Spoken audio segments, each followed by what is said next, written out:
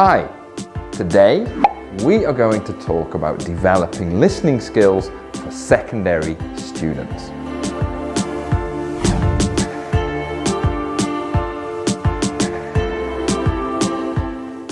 And we're going to look at three different parts. Firstly, we're going to look at the importance of developing listening skills. We're going to look at some difficulties that students may face in listening. And finally, we're going to look at some suggested classroom activities that you can use in your classroom. So, why is listening so important? And why are developing listening skills so important? So, listening is a foundation for other skills. From listening, it prepares you for speaking in particular, but also for reading and for writing. So having a good knowledge of listening is very, very important for the other skills. But I find that students have real problems with listening in the classroom. So what issues are there? So in my experience, students face a number of problems when they're listening in class. Firstly, maybe they don't have enough vocabulary to be able to listen clearly. Maybe the topics are boring and they're not interested. Would you like to listen to something that's not interesting? Thirdly, maybe they're listening to different accents. Different English accents can be a challenge for students. Next, maybe the speaking that they're listening to is too fast for them and they can't keep track of what's going on. And maybe they just don't understand anything. So these are all challenges that your students may face. And what happens if they have these challenges? Students may lack confidence, they become confused, they become disheartened, they lose the motivation to want to learn English. And probably they'll become very bored. If you can't understand what is being said, it can be quite boring. And obviously they'll become very frustrated. I want you to think about when you listen in your language, in your native language. When you're listening to someone speaking, you know what they're going to talk about. The topic is not really a surprise to you. You can understand their accent most of the time. You have the vocabulary. You have the language. So listening should be easy for you. But obviously in a second language like English, things become much more difficult.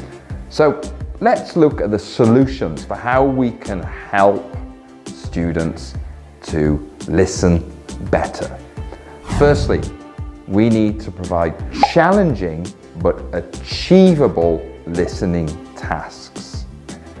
So they must push the students but also enable the students to be able to complete the task successfully. We want to provide interesting topics.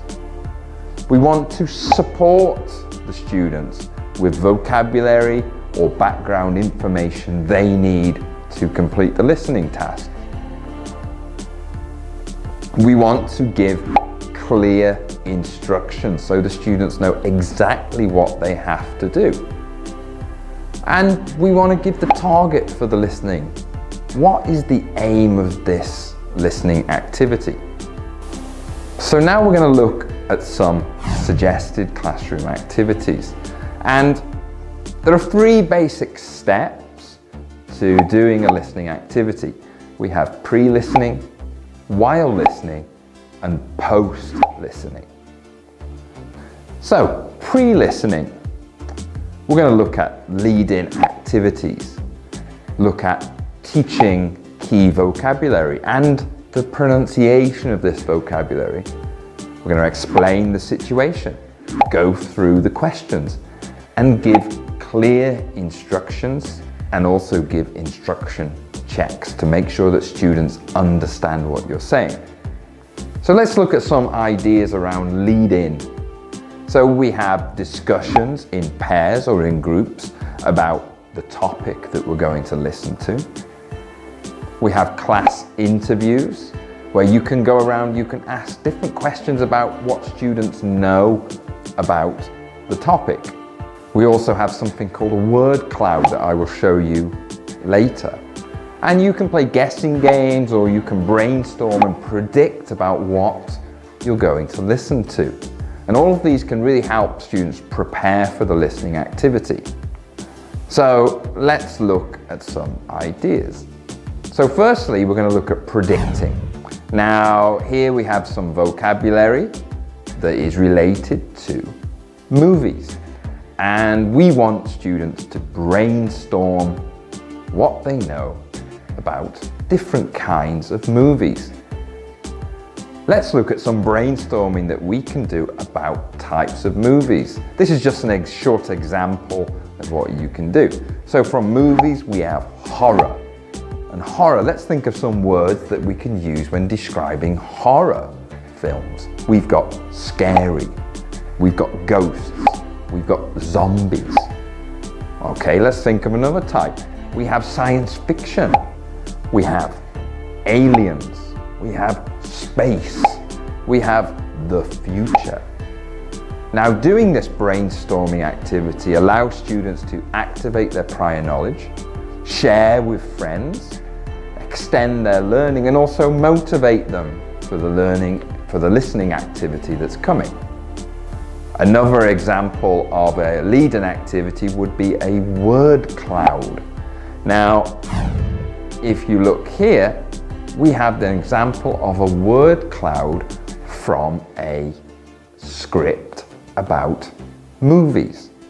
What you can do is you can take the script of the listening activity, you can put it into a word cloud generator. There's an example on the slide. And it will generate a word cloud.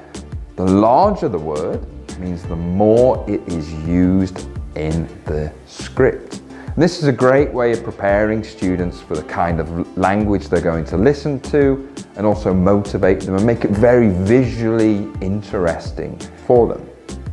So after the lead-in, we need to teach the key vocabulary and pronunciation. We need to explain the situation. We need to go through the questions, and we need to give clear instructions. So let's look at the vocabulary. So we have 6 keywords, and we want students to be able to say the words, we want students to be able to pronounce the words, and we want students to be able to listen to those words. So it's very important to do activities to prepare them to listen to those keywords. We need to do 3 things here. We need to explain the situation, go through the questions, and give clear instructions. So, explain the situation. So we are going to listen to 3 friends talking. So that's 3 people. Firstly, we go through the questions and we say we are going to listen to them talking about what kind of movie they are going to see. And in part B, we want to listen and fill in the table with the movie time. Now, while they're listening, it's important that students are aware of the different common listening tasks they may face. We have listen and write, listen and fill in, listen and complete. And you can see here a list of the different kinds of listening tasks they might have to do. Now, it's very important for your students to understand, don't listen for everything. They have to be very targeted with what they are listening for. They want to answer those questions we talked about earlier. Make sure you give them the target. What are we listening for? Are we listening for who, what, how, where, why, or when? And make sure your students understand that and don't get too distracted by all of the extra things that they will hear. Now, you can break up the listening into different stages.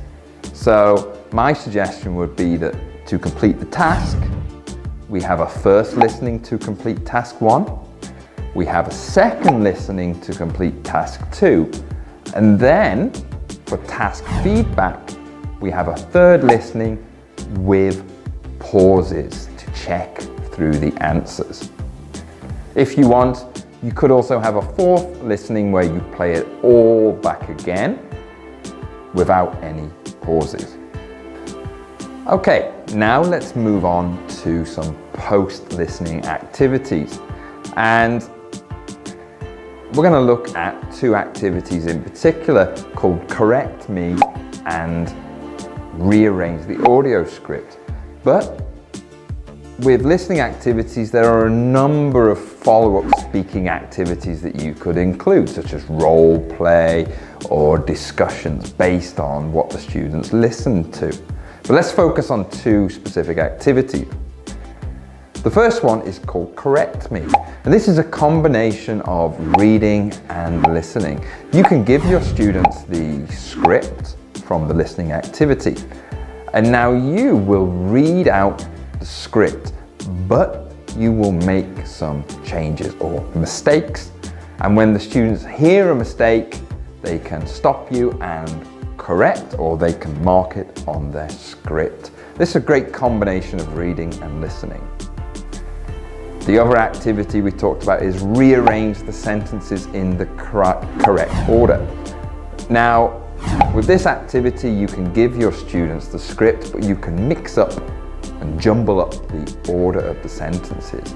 Now, students can work together to put them in the correct order, and then you can listen to the activity again, and students can check their answers. Okay, now to summarize. So we looked at the importance of developing listening skills, and we mentioned that listening is the foundation for the other skills. We talked about difficulties in listening, and we looked at some solutions to try and encourage students with their listening. And we looked at suggested activities for pre-listening, while listening, and post-listening. So that's all for today. Thanks very much. Goodbye.